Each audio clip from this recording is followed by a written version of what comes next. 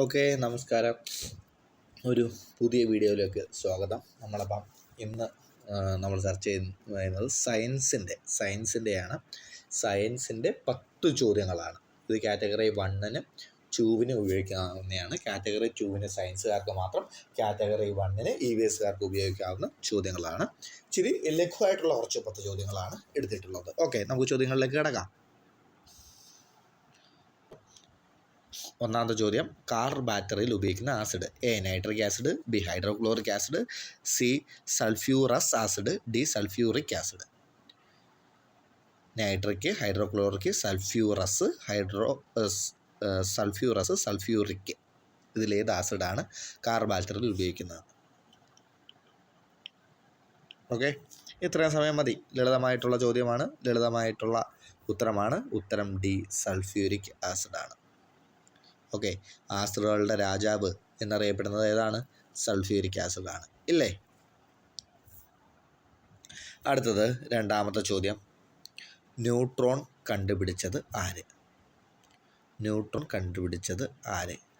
പ്രിസ്റ്റ്ലി, Thomson, Chadwick, Rutherford.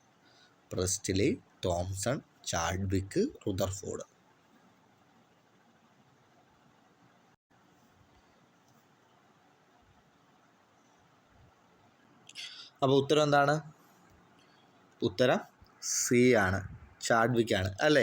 അപ്പോൾ നമുക്കറിയാം, electron കണ്ടുപിടിച്ച ആരാണ്? ഇലക്ട്രോൺ കണ്ടുപിടിച്ച ജെ തോംസൺ ആണ്. പ്രോട്ടോൺ കണ്ടുപിടിച്ചത് റുദർഫോർഡ് ആണ്. ന്യൂട്രോൺ കണ്ടുപിടിച്ചത് ചാഡ്വിക്ക് ആണ്. പോസിറ്റീവ് ചാർജ് ഉള്ളത് പ്രോട്ടോൺ ആണ്, നെഗറ്റീവ് ചാർജ് ഉള്ളത് ഇലക്ട്രോൺ ആണ്. ഇതെല്ലാം നമുക്കറിയാമല്ലേ? ഓക്കെ, അപ്പോൾ നമുക്ക് വലിയ രീതിയിൽ വിശദീകരിക്കുന്നില്ല. അടുത്ത മൂന്നാമത്തെ ചോദ്യത്തിലേക്ക് നമുക്ക് പോകാം. മൂന്നാമത്തെ ചോദ്യമാണ്. നോക്കിയോ, വിറ്റമിൻ സിയിൽ അടങ്ങിയിട്ടില്ലാത്തത്: പാല്, പേരയ്ക്ക, തക്കാളി, ഓറഞ്ച്.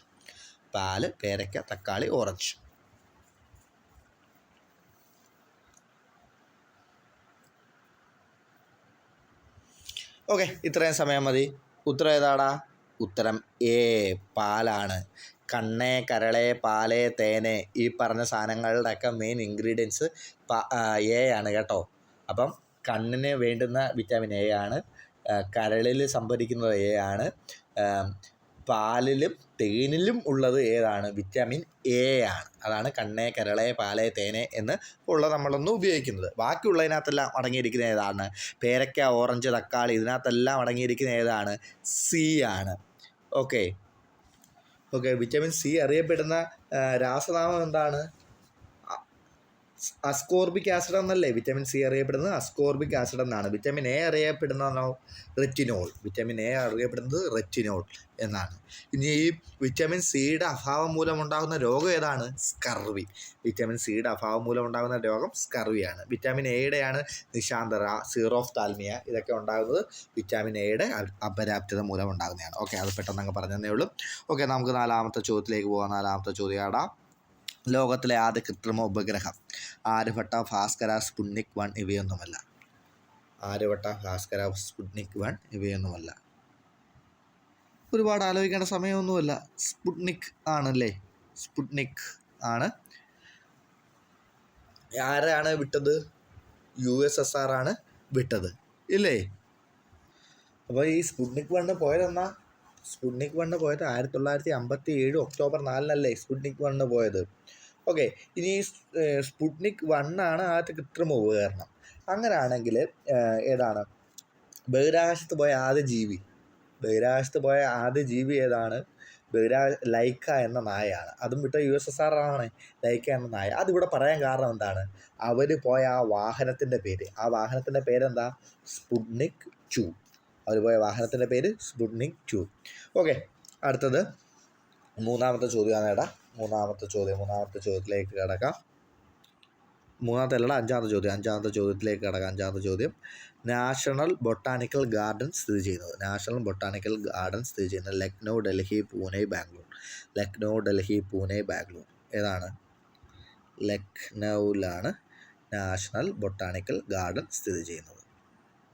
ഓക്കെ, അടുത്ത ആറാമത്തെ ചോദ്യം, സൂര്യൻ ഉൾപ്പെട്ട നക്ഷത്ര സമൂഹം: ആൻഡ്രോമീഡ, ആകാശഗംഗ, നെബുല, സിറിയസ്. സൂര്യൻ ഉൾപ്പെടുന്ന നക്ഷത്ര സമൂഹം. ഓക്കെ, സൂര്യൻ ഉൾപ്പെടുന്ന നക്ഷത്ര സമൂഹത്തിൻ്റെ പേരെന്താണ്? സൂര്യൻ ഉൾപ്പെടുന്ന നക്ഷത്ര സമൂഹത്തിൻ്റെ പേരെന്താണ്? ആകാശഗംഗ അല്ലേ? ആകാശഗംഗ എന്നാണ് സൂര്യൻ ഉൾപ്പെടുന്ന നക്ഷത്ര സമൂഹത്തിൻ്റെ പേര്. ആകാശഗംഗ എന്നാണ്. ഓക്കെ, അടുത്ത 7. സൂര്യനിൽ നിന്ന് പ്രകാശം ഭൂമിയിലെത്താൻ എടുക്കുന്ന സമയം. സൂര്യനിൽ നിന്ന് പ്രകാശം ഭൂമിയിലെത്താൻ എടുക്കുന്ന സമയം 4 മിനിറ്റ്, 6 മിനിറ്റ്, 8 മിനിറ്റ്, 10 മിനിറ്റ്.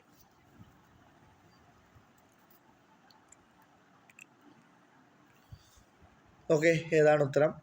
8 മിനിറ്റാണ്. 8 മിനിറ്റാണ് സൂര്യനിൽ നിന്ന് പ്രകാശം ഭൂമിയിലെത്താൻ എടുക്കുന്ന സമയം. അടുത്തത് 8ാമത്തെ ചോദ്യം.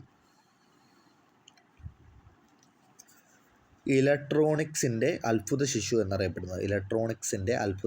എന്നറിയപ്പെടുന്നത് diode, amplifier, IC chip, transistor. ഇലക്ട്രോണിക്സിൻ്റെ അത്ഭുത ശിശു എന്നറിയപ്പെടുന്നത് ട്രാൻസിസ്റ്ററാണ് കേട്ടോ. ഇലക്ട്രോണിക്സിൻ്റെ അത്ഭുത ശിശു എന്നറിയപ്പെടുന്നത് ട്രാൻസിസ്റ്ററാണ്. അടുത്ത 9ാമത്തെ ചോദ്യം.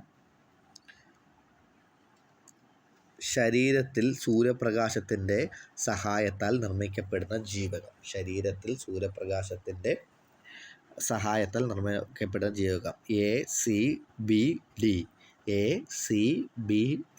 ഏതാണ്? വിറ്റമിൻ ഡി ആണ് അല്ലേ? വിറ്റമിൻ ഡി അല്ലേ? വിറ്റമിൻ ഡിൻ്റെ രാസനാമം എന്തുവാ?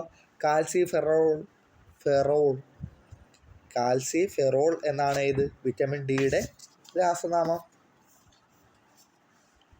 ഓക്കെ, അടുത്തത് വിറ്റമിൻ ഡിയുടെ അഭാവം മൂലം ഉണ്ടാകുന്ന രോഗം ഏതാ?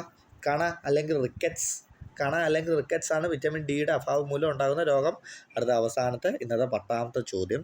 യുറേക്ക എന്ന് വിളിച്ചുകൊണ്ട് നഗ്നനായ തെരുവിലൂടെ ഓടിയ ശാസ്ത്രജ്ഞൻ. Archimedes, Edison, joule, Galileo.